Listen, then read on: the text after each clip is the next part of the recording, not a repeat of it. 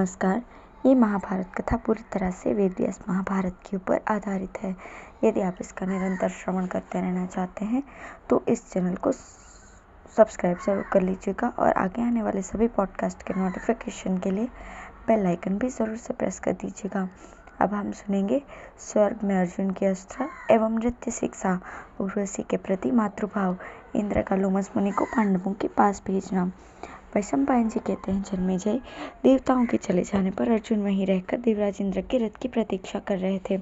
थोड़ी देर में इंद्र का सारथी मालती दिव्य रथ लेकर वहां उपस्थित हुआ। उस रथ की उज्ज्वल क्रांति से आकाश का अंधेरा मिट रहा था। बादल तितर बितर हो रहे थे। भीषण ध्वनि से दिशाएं प्रतिध्वनित हो रही थी। उसकी कांति दिव्य थी। रथ में तलवार, शक्ति, गदाएं, तेजस्वी भाले, वज्र, पहियों वाली तोपें, वायु वेग से गोलियां फेंकने वाले यंत्र, तमंचे और भी बहुत से शस्त्र भरे हुए थे। 10,000 वायुगामी घोड़े उसमें जुते हुए थे। उस मायामय दिव्य रथ की चमक से आंखें चौंधिया जाती थीं। सोने के दंड में कमल के समान श्याम वर्ण की वैजयंती नामक ध्वजा फैल रही थी। मालती सारथी ने अर्जुन के पास आकर प्रणाम करके कहा, इंद्रनंदन, श्रीमान देवराज इंद्र आपसे मिलना चाहते हैं। आप उनके इस प्यारे रथ में सवार होकर शीघ्र ही चलिए। सारथी की बात सुनकर अर्जुन के मन में बड़ी प्रसन्नता हुई। उन्होंने गंगा स्नान करके पवित्रता के साथ विधिपूर्वक मंत्र का जाप किया। तदंतर शास्त्रोक्त रीति से देवता, ऋषि और पितरों का तर्पण किया। फिर मंदराचल से आज्ञा मांगकर इंद्र के दिव्य रथ पर आ बैठे। उस समय इंद्र का रथ और भी चमक उठा। क्षण भर में ही वो रथ मंदराचल से उठकर वहां के तपस्वी ऋषि मुनियों की दृष्टि से ओझल हो गया। अर्जुन ने देखा कि वहां सूर्य का, चंद्रमा का अथवा अग्नि का प्रकाश नहीं था। हजारों विमान वहां अद्भुत रूप में चमक रहे थे। वे अपनी पुण्य प्राप्त क्रांति से चमकते रहते हैं और पृथ्वी से तारों के रूप में दीपक के समान दिखते हैं। अब अर्जुन ने इस विषय में मालती से प्रश्न किया। तब मालती ने कहा कि वीर, पृथ्वी पर जिसे आप तारों के रूप में देखते हैं वे पुण्यात्मा पुरुषों के निवास स्थान है। अब तक वो रथ सिद्ध पुरुषों का मार्ग लांघकर आगे निकल गया था। इसके बाद राजर्षियों के पुण्यवान लोग पड़े। तदंतर इंद्र की पूरी अमरावती के दर्शन हुए। स्वर्ग की शोभा, सुगंधि, दिव्यता, अभिजन और दृश्य अनूठाई था। ये लोग बड़े बड़े पुण्यात्मा पुरुषों को प्राप्त होते हैं। जिसने तप नहीं किया, अग्निहोत्र नहीं किया, जो युद्ध से पीठ दिखाकर भाग गया, वह इस लोक का दर्शन नहीं कर सकता। जो यज्ञ नहीं करते, व्रत नहीं करते, वेद मंत्र नहीं जानते, तीर्थों में स्नान नहीं करते, यज्ञ और दोनों से बचे रहते हैं, यज्ञ में विघ्न डालते रहते हैं, क्षुद्र हैं, शराबी, गुरुस्त्रीगामी, मांसभोजी और दुरात्मा हैं, उन्हें किसी प्रकार स्वर्ग का दर्शन नहीं हो सकता। अमरावती में देवताओं के सहस्त्रों इच्छानुसार विमान खड़े थे। सहस्त्रों इधर उधर आ जा रहे थे। जब अप्सरा और गंधर्वों ने देखा कि अर्जुन स्वर्ग में आ गए हैं, तब वे उनकी स्तुति सेवा करने लगे। देवता, गंधर्व, सिद्ध और महर्षि प्रसन्न होकर उदार चरित्र अर्जुन की पूजा में लग गए। बाजे बजने लगे। अर्जुन ने क्रमशः साध्य देवता, विश्वदेव, पवन, अश्विनी कुमार, आदित्य, वसु, ब्रह्मर्षि, राजर्षि, तुम्बुरु, नारद, हाहा, हुहु आदि गंधर्वों के दर्शन किए। वे अर्जुन का स्वागत करने के लिए बैठे हुए थे। उनके साथ व्यवहार के अनुसार मिलकर आगे जाने पर अर्जुन को देवराज इंद्र के दर्शन हुए। रथ से उतरकर अर्जुन ने देवराज इंद्र के पास जाकर सिर झुकाकर उनके चरणों में प्रणाम किया। इंद्र ने अपने पूर्ण हाथों से अर्जुन को उठाकर अपने पवित्र देवासन पर बिठा लिया और फिर अपनी गोद में बैठाकर प्रेम से सिर सूंघा। संगीत विद्या और सामगान के कुशल गायक तुम्बुरु आदि गंधर्व प्रेम के साथ मनोहर गाथाएं गाने लगे। अंतःकरण तथा बुद्धि को लुभाने वाली धृताची, मेनका, रंभा, पूर्वजिति, स्वयंप्रभा, उर्वशी, मिश्रकेशी, दंडगौरी, वरुथिनी, गोपाली, सहजन्या, कुंभयोनी, प्रजागरा, चित्रसेना, चित्रलेखा, सहा, मधुस्वरा आदि अप्सराएं नाचने लगी। इंद्र के अभिप्राय के अनुसार देवता और गंधर्वों ने उत्तम आतिथ्य से अर्जुन का सेवा सत्कार किया, उनके पैर धुलवाकर आचमन कराया। इसके अनंतर अर्जुन देवराज इंद्र के भवन में गए। वीर अर्जुन इंद्र के महल में ठहरकर अस्त्रों के प्रयोग और उपसंहार का अभ्यास करने लगे। वे इंद्र के प्रिय और शत्रुघाती शक्ति वज्र का भी अभ्यास करने लगे। उन्होंने अचानक ही घटा छा जाने, गर्जना करने और बिजलियों के चमकने का भी अभ्यास कर लिया। समस्त अस्त्र शस्त्र का ज्ञान प्राप्त करने के अनंतर अर्जुन अपने वनवासी भाइयों का स्मरण करके स्वर्ग से मृत्युलोक में आना चाहते थे, परंतु इंद्र की आज्ञा से वे 5 वर्ष तक स्वर्ग में ही रहे। एक दिन अनुकूल अवसर पाकर देवराज इंद्र ने अस्त्र विद्या के मर्मज्ञ अर्जुन से कहा, प्रिय अर्जुन, अब तुम चित्रसेन गंधर्व से नाचना और गाना सीख लो। साथ ही मृत्युलोक में जो बाजे नहीं है उन्हें भी बजाना सीख लो। इंद्र के मित्रता करा देने पर अर्जुन चित्रसेन से मिलकर गाने बजाने और नाचने का अभ्यास सब करने लगे। अर्जुन इस विद्या में प्रवीण हो गए। ये सब करते समय भी जब अर्जुन अपने भाइयों को और माता को याद करते तब वे दुखी और विवल से हो जाते। एक दिन की बात है, इंद्र ने देखा कि अर्जुन निर्निमेष नेत्रों से उर्वशी की ओर देख रहा है। उन्होंने चित्रसेन को एकांत में बुलाकर कहा कि तुम उर्वशी अप्सरा के पास जाकर मेरा संदेश कहो कि वो अर्जुन के पास जाए। चित्रसेन ने उस परम सुंदरी अप्सरा के पास जाकर कहा कि मैं देवराज इंद्र की आज्ञा से तुम्हारे पास आया हूँ, तुम उनका अभिप्राय सुनो। मध्यम पांडव अर्जुन सौंदर्य, स्वभाव, रूप, व्रत, जितेंद्रियता आदि स्वाभाविक गुणों से देवताओं और मनुष्यों में प्रतिष्ठित, बलवान तथा प्रतिभा संपन्न है। विद्या, ऐश्वर्य, तेज, प्रताप, क्षमा, मत्स्यहीनता, वेद वेदांगी ज्ञान तथा अन्य शास्त्रों के अभ्यास में बड़े निपुण हैं। 8 प्रकार की गुरु सेवा और 8 प्रकार के गुणों वाली बुद्धि को खूब जानते हैं। वे स्वयं ब्रह्मचारी और उत्साही तो हैं ही, मातृकुल और पितृकुल के से शुद्ध है। उनकी अवस्था भी तरुण है।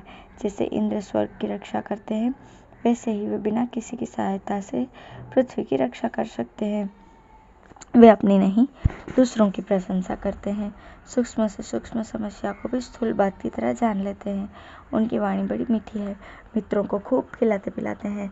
सत्य प्रेमी, अहंकार रहित, प्रेम पात्र और दृढ़ प्रतिज्ञ, वे अपने सेवकों पर बड़ा प्रेम रखते हैं और गुणों में इंद्र के समकक्ष हैं। तुमने अवश्य ही अर्जुन के गुण सुने होंगे। वे तुम्हारी सेवा से स्वर्ग का सुख प्राप्त करें, इसके लिए तुम्हें मेरी बात माननी चाहिए। उर्वशी ने चित्रसेन का सत्कार किया और प्रसन्न होकर कहा, गंधर्वराज, तुमने अर्जुन के जिन प्रधान गुणों का वर्णन किया है उन्हें मैं पहले ही सुनकर उस पर मोहित हो चुकी हूँ। मैं अर्जुन से प्रेम करती हूँ और उन्हें पहले ही वर चुकी हूँ। अब देवराज इंद्र की आज्ञा और तुम्हारे प्रेम से उनके प्रति मेरा आकर्षण और भी बढ़ा है। मैं अर्जुन की सेवा करूँगी। आप जा सकते हैं। चित्रसेन के चले जाने के बाद अर्जुन की सेवा करने की लालसा से उर्वशी ने आनंद के साथ सुगंध स्नान किया। वो सुंदर तो थी ही, अच्छे अच्छे वस्त्राभूषण धारण किए, सुगंधित पुष्पों की माला पहनकर उर्वशी सब प्रकार से सज धज चुकी। तब वो मुस्कुराती हुई पवन और मन के समान तेज गति से क्षण भर में ही अर्जुन के स्थान पर जा पहुंची। द्वारपालों ने उसके आगमन का समाचार अर्जुन के पास पहुंचाया। उर्वशी अर्जुन के पास पहुंच गई। अर्जुन मन ही मन अनेकों प्रकार की शंका करने लगे। उन्होंने संकोचवश अपनी आंखें बंद करके प्रणाम किया और गुरुजन के समान आदर सत्कार करके कहा, देवी, मैं तुम्हें सिर झुकाकर नमस्कार करता हूँ। मैं तुम्हारा सेवक हूँ, मुझे आज्ञा दो। उर्वशी अचेत सी हो गई। उसने कहा, देवराज इंद्र की आज्ञा से चित्रसेन गंधर्व मेरे पास आया था। उसने मेरे पास आकर आपके गुणों का वर्णन किया और आपके पास आने की प्रेरणा की। आपके पिता इंद्र और चित्रसेन गंधर्व की आज्ञा से मैं आपकी सेवा करने के लिए आई हूँ। केवल आज्ञा की ही बात नहीं, जब से मैंने आपके गुणों को सुना है तभी से मेरा मन आप पर लग गया है। मैं काम के वश में हूँ। बहुत दिनों से मैं लालसा कर रही थी, आप मुझे स्वीकार कीजिए। उर्वशी की बात सुनकर अर्जुन संकोच के मारे धरती में गड़ से गए। उन्होंने अपने हाथों से कान बंद कर लिए और बोले, हरे हरे, कहीं ये बात मेरे कानों में प्रवेश न कर जाए। देवी, निसंदेह तुम मेरी गुरुपत्नी के समान हो। देवसभा में मैंने तुम्हें निर्मिष मित्र से देखा था अवश्य, परंतु मेरे मन में कोई बुरा भाव नहीं था। मैं यही सोच रहा था कि पूर्ववंश की यही आनंदमयी माता है। तुम्हें पहचानते ही मेरी आंखें आनंद से खिल उठी थी। इसी से मैं तुम्हें देख रहा था। देवी, मेरे संबंध में और कोई बात सोचनी ही नहीं चाहिए। तुम मेरे लिए बड़ों की भी बड़ी और मेरे पूर्वजों की जननी हो। उर्वशी ने कहा, वीर, हम अप्सराओं का किसी के साथ विवाह नहीं होता। हम स्वतंत्र हैं, इसलिए मुझे गुरुजन की पदवी पर बिठाना उचित नहीं है। आप मुझ पर प्रसन्न हो जाइए और मुझ काम पीड़िता का त्याग मत कीजिए। मैं कामवेग से जल रही हूँ, आप मेरा दुख मिटाइए। अर्जुन ने कहा, देवी, मैं तुमसे सत्य सत्य कह रहा हूँ। दिशा और विदिशाएं अपने अधिक देवताओं के साथ मेरी बात सुन ले। जैसे कुंती, माद्री और इंद्रपत्नी शची मेरी माता हैं, वैसे ही तुम पुरुवंश की जननी होने के कारण मेरी पूजनीय माता हो। मैं तुम्हारे चरणों में सिर झुकाकर प्रणाम करता हूँ। तुम माता के समान मेरी पूजनीय और मैं तुम्हारे पुत्र के समान रक्षणीय हूँ। अर्जुन की बात सुनकर उर्वशी क्रोध के मारे कांपने लगी। उसने भूमि टेढ़ी करके अर्जुन को श्राप दिया। अर्जुन, मैं तुम्हारे पिता इंद्र की आज्ञा से कामातुर होकर तुम्हारे पास आई हूँ, फिर भी तुम मेरी इच्छा पूर्ण नहीं कर रहे हो, इसलिए जाओ, तुम्हें क्षत्रियों में नर्तक होकर रहना पड़ेगा और सम्मान नहीं होकर नपुंसक के नाम से प्रसिद्ध होगे। उस समय उर्वशी के होंठ फफड़ रहे थे, सांसें लंबी चल रही थी। वो अपने निवास स्थान पर लौट गई। अर्जुन शीघ्रता से चित्रसेन के पास गए और उर्वशी ने जो कुछ कहा था वो सब कह सुनाया। चित्रसेन ने सारी बातें इंद्र से कही। इंद्र ने अर्जुन को एकांत में बुलाकर बहुत कुछ समझाया बुझाया और तनिक हंसते हुए कहा, प्रिय अर्जुन, तुम्हारे जैसा पुत्र पाकर कुंती सचमुच पुत्रवती हुई। तुमने अपने धैर्य से ऋषियों को भी जीत लिया।